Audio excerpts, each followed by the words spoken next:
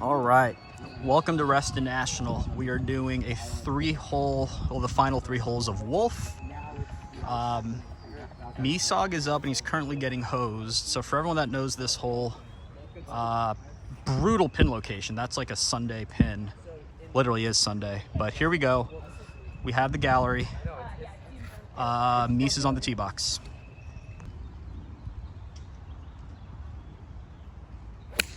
No.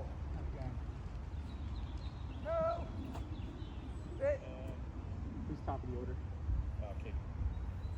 On you, Katie. All right, going to try and get Katie from here. You can see her on the tee box. Gonna pray.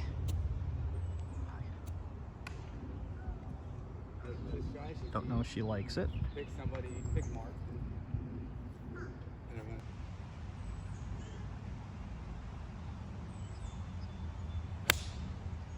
Good ball, sir.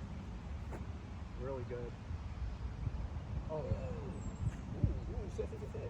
Really good ball. What's that out? Yep.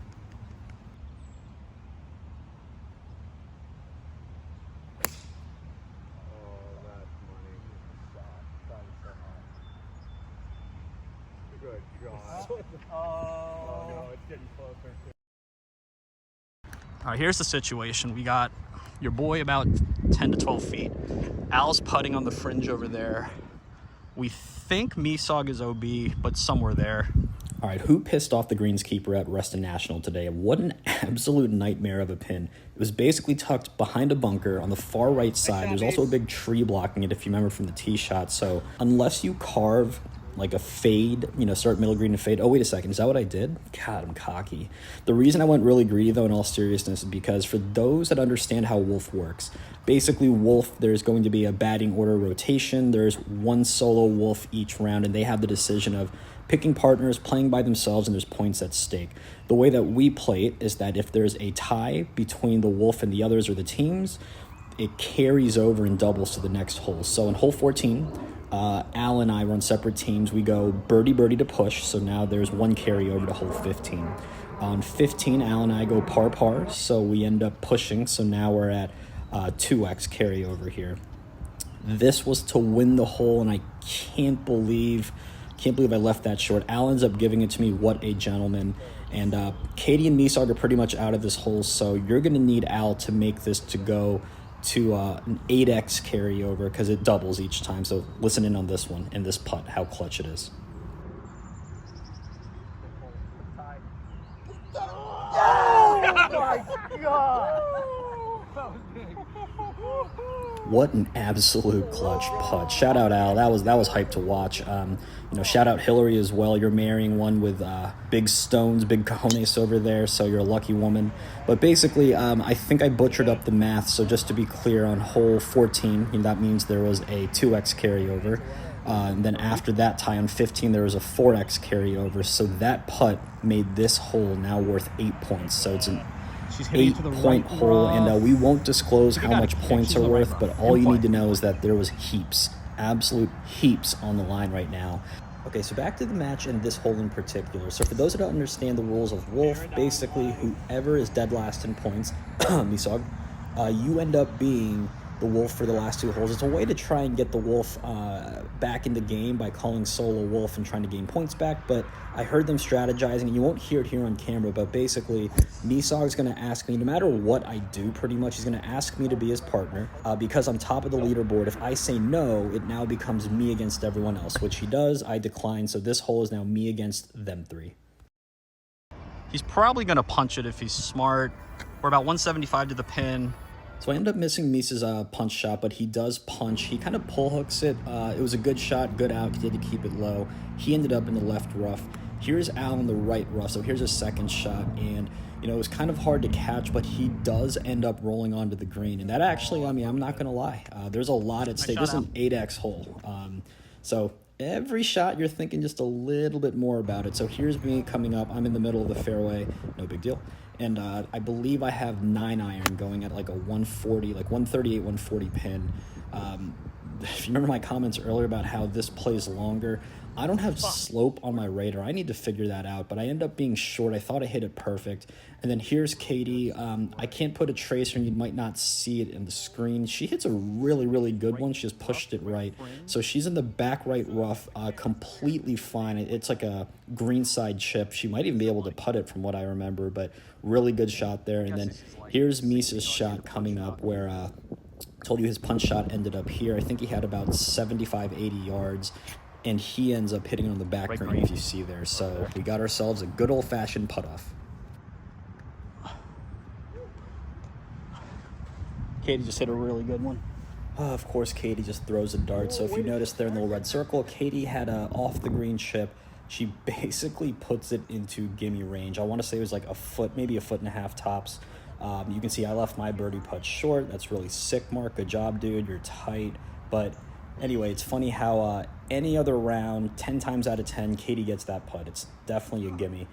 But when it's an 8X hole and there's a lot on the line, again, it's me against them three. So Al has, Misog has a par putt, Al has a par putt, and geez, what an absolute bomb. He ends up draining like a 40-footer right there, and that secured them so they can breathe easily. Basically, I need to make this putter, they win the hole, and come on. Do you guys know who I am? I'm the putting god. No big deal. There it is for par. So basically, Al kind of becomes good. I think he ends up putting it. I don't record it, but This is, you know, it's a big money game. I'm asking Katie to make a 1-footer. had to be that little segment because I actually said how much we're playing for. You do not want to know. Again, heaps. Oh, God. Let's go, What an absolute dagger. Just a bad beat. GG's for your boy. That was tough. That was a 24-point swing, so they each got 8. But anyway, we still have one hole left to play. Because Misog is still last, poor Misog. He ends up going first again, tee off. Fortunately, I don't get Katie's tee shot here. I can't remember the order, but I do miss Katie. I can't remember if it was Mies, Katie, then me, Al. But long story short, for those that don't know this hole, it's a par 4. It's like 360-ish, 370, I think. But look where all the traces are going, basically straight or right. You do not want to go that way. The hole's actually a dogleg left, a severe dogleg left. And poor Al, I'm pretty sure that's on Sunrise Valley Drive. So for those that know this course, that hugs the road. And I actually end up hanging on. And by the way, this might be the shot of the day. I had to keep it low with branches, had to fade it over and try to hit the entryway to the ramp. I take a 6-iron and do a low punch cut, and it was really, really good. And then I think this is, correct me if I'm wrong, yeah, I think this is Al's third shot. I don't end up getting it on camera, the actual landing zone, but it ended up hitting those trees on the right. It came down. We actually found him. I think he's in that bush there. So Al ends up taking another drop. He's basically out of this hole. And I don't think I announced it earlier. Man, I'm doing a terrible job narrating here, but I do believe that Misog, he's Wolf again. But yeah, Misog ends up being solo Wolf, so it's us 3 against him. He had to take a drop. Al had to take 2 drops, and I think Katie ended up taking a drop. So I somehow end up in really, really good shape, even though I'm chipping on for 3. I missed Katie's 5th shot there, and you're going to see on the green in a second that it again, always comes down to putt. One thing I also forgot to mention, gosh, Mark, you seriously suck. Increase your narrating skills. Strokes are and were given during this round. I know that for me and Katie, I gave her 1 stroke a hole. I think Katie got a couple from them too, can't remember, and then I think it just shook out that me, Al, and Mies, we all played it straight up.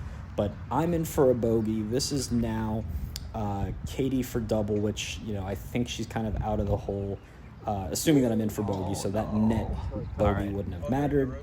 It's all going to come down to Misog right here. So is he a man, is he a mouse? Let's see what he's made of. This, I believe he said, was his bogey putt, so this is to have the hole. Otherwise, the rich get richer. Me, Katie, Al will end up cashing out. We're already on top of them. Silence on the green, please. He walked it in. So there it is, ladies and gentlemen, the last 3 holes of Wolf. In my opinion, the last 4 holes are always the most fun, so decided just to capture that. But hope you enjoyed this, and if you like these kinds of formats, different games, limited holes, more group stuff, let me know. I'll still have my normal kind of solo course reviews, but until next time, and leave some love if you liked what you saw.